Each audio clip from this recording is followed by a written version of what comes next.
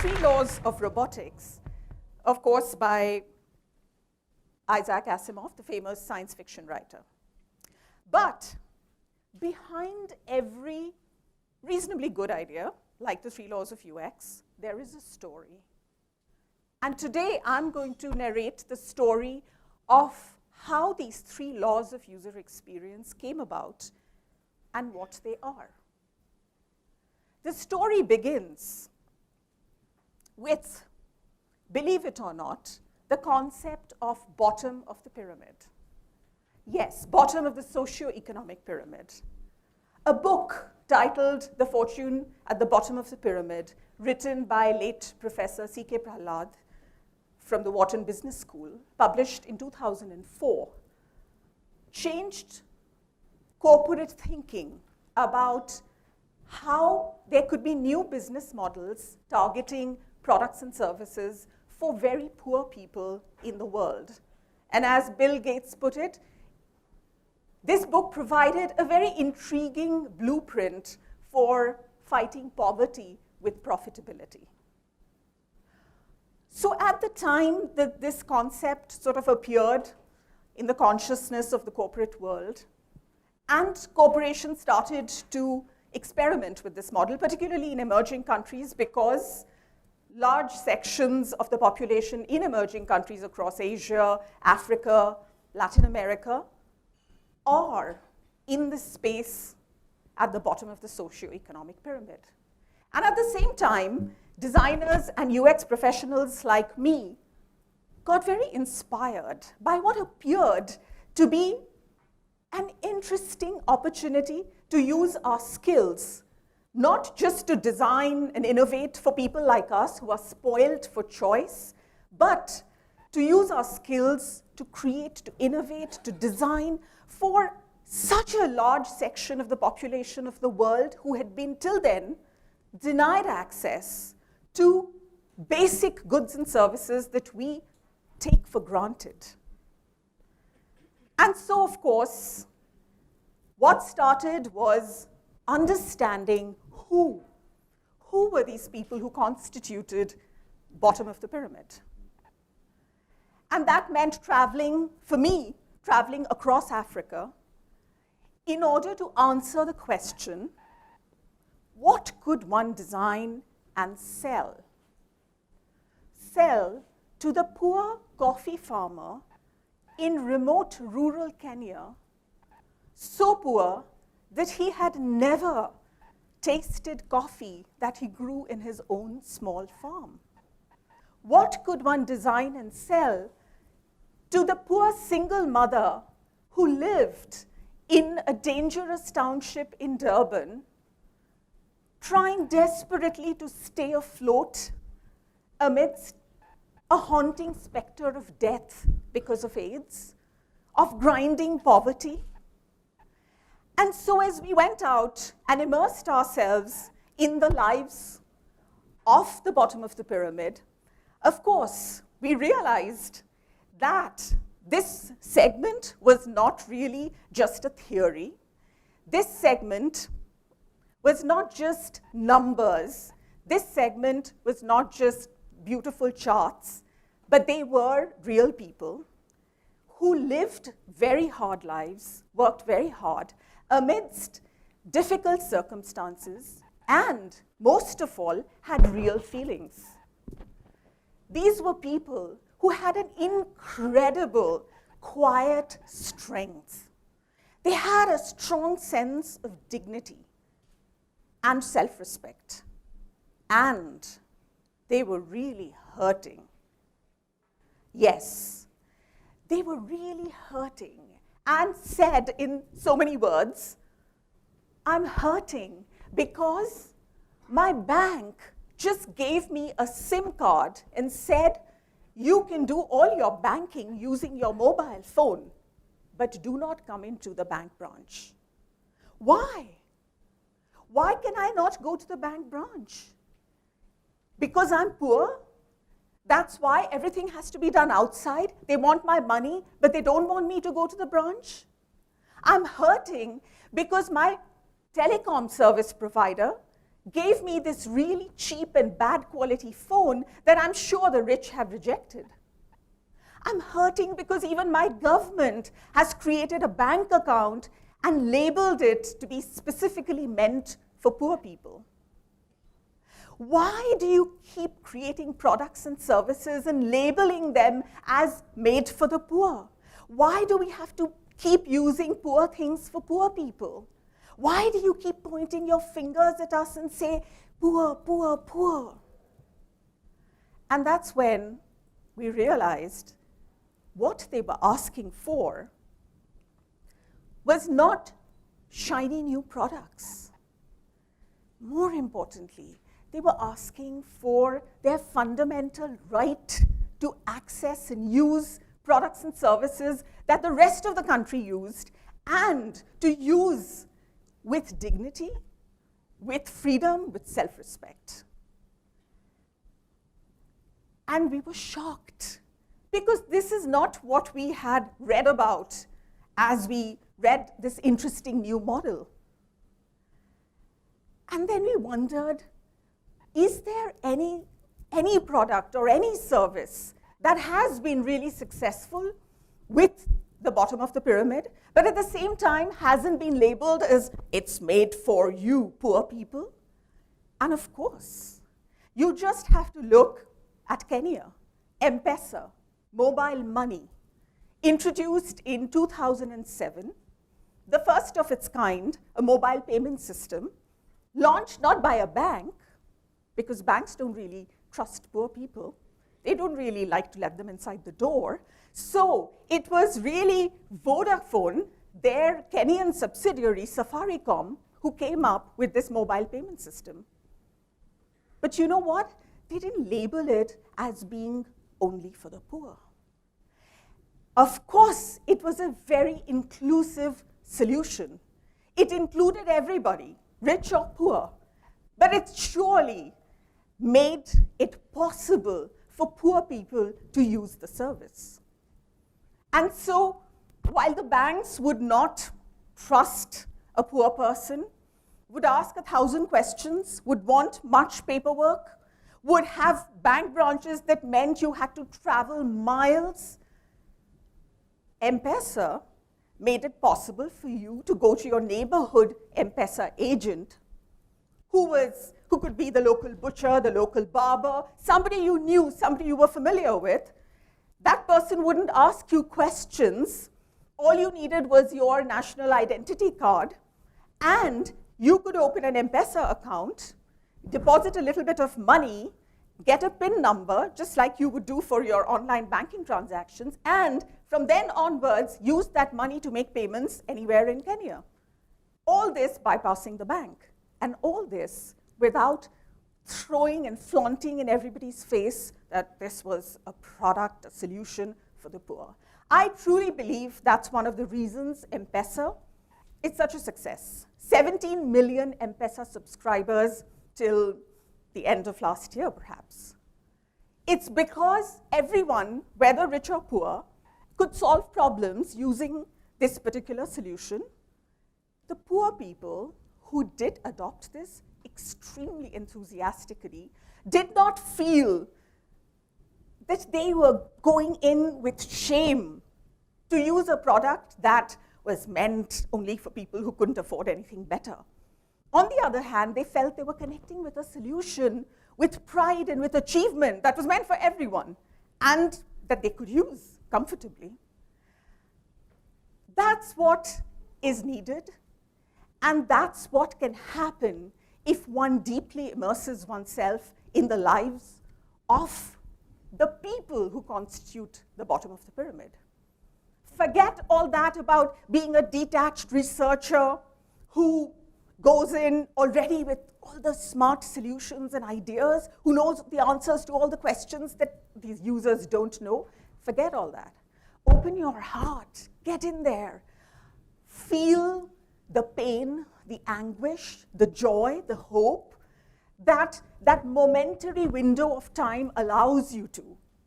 Once you do that, you will never, ever come up with a solution that is not founded on the core values that are so dear to the people who really make up the bottom of the pyramid.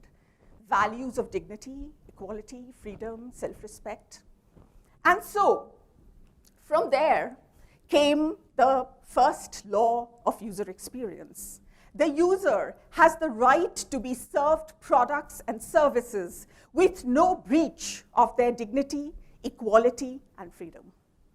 Far too often, as user experience professionals, we do not go beyond documenting the demographic and psychographic profiles of users. But we need to. We need to go beyond that and document the deep values that are so precious to these people. And that's the only way that we can do service and justice to our profession, where we advocate users and champion their requirements. But that was really not enough. That's not where the story stopped. What about being able to do anything with the fundamental constructs, the fundamental injustices that we saw when we immersed ourselves in the ecosystem of the bottom of the pyramid? What about being able to do something about inequality? Yes, of course, we could get the insights and create a really good product or a good service, but that was really not enough. We had so many insights. Couldn't we do something to move and shake the system? Or did we have to wait till 2081 when people would finally be equal? Well, as a team, we were not ready to wait that long. Instead, we decided to look around for inspiration, to see if individual agency, collective effort by ordinary people could indeed effect change. Or was it the lot of user experience professionals to just do so much and no more? Were we just too small? Did you have to be a big lobbyist or a big politician or a big somebody to do something? Well, we didn't have to look very far.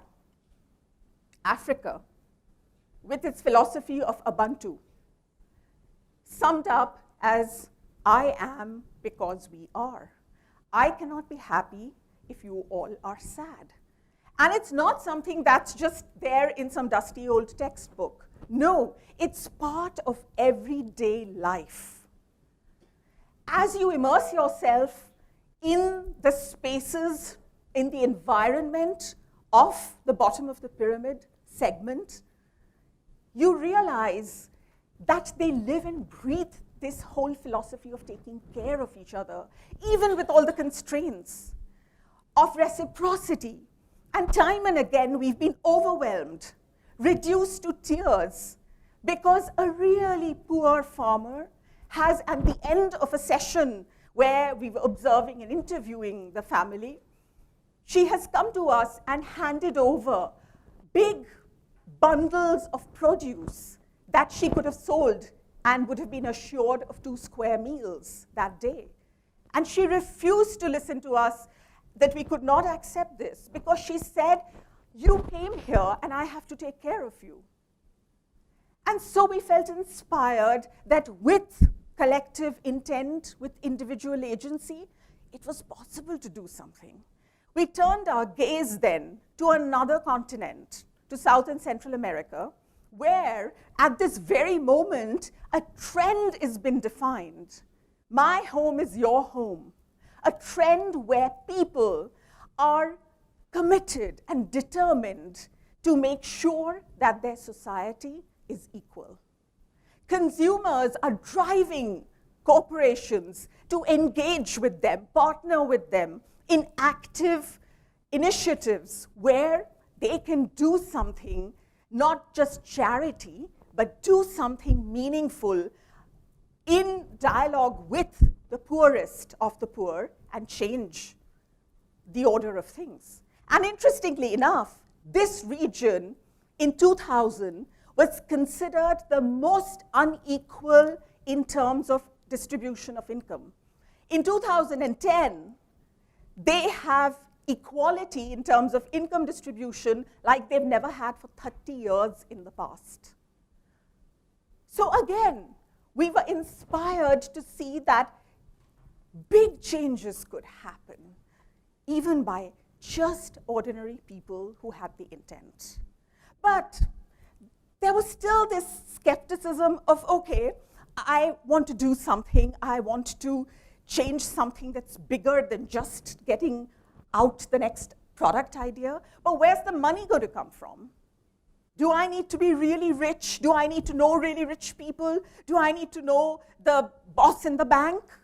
Hey, this is an age like no other age that empowers individuals in terms of access to funding. You just have to look at the various crowdsourcing initiatives, a cursory glance at Kickstarter, incredible effort underway by thousands of people across the world, ordinary citizens, all because now there is a willingness to provide and connect and share resources. A film made on the Egyptian Revolution from a citizen's perspective, completely funded by people who the filmmaker doesn't know, will never see. Creating a bus map for Dhaka in Bangladesh, something you would think the government is responsible for. But someone wasn't willing to wait any longer for the government to get this thing done. So they decided to take the initiative, get the funding, and the map is happening now. Can you imagine the benefit to millions of commuters, mostly poor and from the middle classes in Bangladesh? All because one person decided to do it. And my favorite, the Main Kafon, an Afghani artist, using his skills of being an artist and sculptor, has created these installations which are lightweight. And as they roll on the sand, on the deserts across Afghanistan, just because of the sheer wind force in the area, the spokes, when they come into contact with the earth, if there are any active landmines, of which of course there are thousands in that region, the impact detonates the landmine. That's one less landmine and with no casualties. Something that one would have thought only the military had the wherewithal to achieve, diffusing landmines. Not anymore. Inspired by the fact that individual agency was possible, our team decided that we wanted to be activists, using our skills. We wanted to be user experience activists. And so we've taken on an initiative which is very much in its conceptual stage, but I think it's very integral to this narrative, and so I'll share, also because it's very exciting for us. And this is the concept of equalize. Equalize is a way that we would like people to inspire each other and become change agents, and not wait for institutions and governments to make change happen. At the moment, it's just visualized as a free app and as a website, but in time, we'll use other media that are not high-tech and therefore more inclusive. But at this moment, you can decide what kind of inequality you want to impact. You can then choose a location. And of course, this will be available in different languages. Again, that's part of the inclusive spirit that we would like to embed. You can decide which location you want that impact to be in. Look at what is the state of inequality for the particular aspect that you want to impact. And then choose a role in which you want to impact this inequality. You will be given suggestions of initiatives you could take. You can commit to them. And as you move your commitment towards completion, you will find that instantly there is a visualization available which tells you how you have moved the needle, how anything you did, whether big or small, created an impact. How big or how small the movement depends on the magnitude of the effort. And we hope in time, as more and more people use this, you can constantly look at how the world is being lit up by these bubbles that come up in different parts of the world, signifying individuals and groups who are taking action, and therefore moving the needle in different forms of balancing that they are trying to do in their own way. From that was born the second law of UX, which is that every UX professional must have the freedom to be an UX activist, as long as it does not conflict with the first law, where you maintain the dignity of the user. And so this is the time, never before has there been a better time for UX professionals to chase the big and impossible goals, because they have the skills. And technology and connectedness is making it very possible for individual activism to be successful. So then what is the third and final law of UX? The third and final law, with that we go right back to where we began, to C.K. Prahalad. Yet another concept that he had was N equal to 1, R equal to G. Fascinating. What he said was, in an increasingly global world, corporations will start to design products and experiences that will be unique to every single customer, hence N equal to 1. There'll be no more mass production. And this will be powered by the global availability of resources, or R equal to G. And of course, the example he gave was of the toy store chain Bears R Us, where every child can walk in and choose from an incredible variety and multitude of components and design their own toy bear. Because of that variety of components sourced from across the world, no two toy bears are the same. I say, let's take N equal to 1, R equal to G, and apply it to more than toy bears. Let's apply it and create that third law of UX. Let 1,000 laws bloom. Let every UX professional customize with their own individual imprint what that law is for themselves, so they can action the first two laws of being a UX activist and always preserving and safeguarding the core principles dear to the users, and thereby being able to demonstrate that power no longer always flows from the barrel of the gun. Power now can also flow from the experiences we create. Empowering, liberating, magical experiences. Experiences that heal, that restore balance, and reinforce the human spirit. Thank you.